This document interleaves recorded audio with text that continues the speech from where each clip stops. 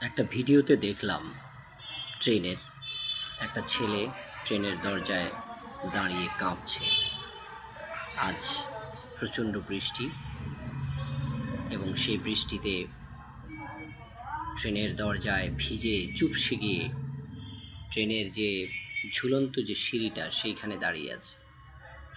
এখানে দাঁড়িয়ে থাকাটাও যেমন কষ্টের, সাথে আবার একটা ব্যাগ আছে, ব্যাগের ওজন রয়েছে, কঠিন বোঝা, আবার ভিজে চুপসে এসে কাঁপছে রীতিমতো, তবু তাকে বাড়িতে যেতে হবে।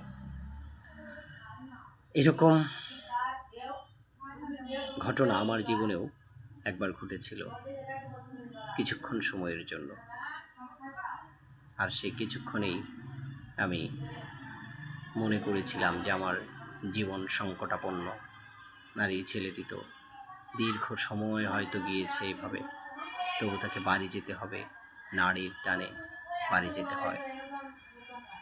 এর কষ্টটা বেশিক্ষণ হয়তো থাকবে না, যখন সে বাড়িতে যেতে পারবে সঠিকভাবে। ওখানে পৌঁছার পরে সেটা ভুলে যাবে, ভুলতে চেষ্টা করবে, আর তার বাড়ির মানুষজন হয়তো বুঝবেই না আসলে কতটা কষ্ট হয়েছে তার বাড়ি পৌঁছাতে।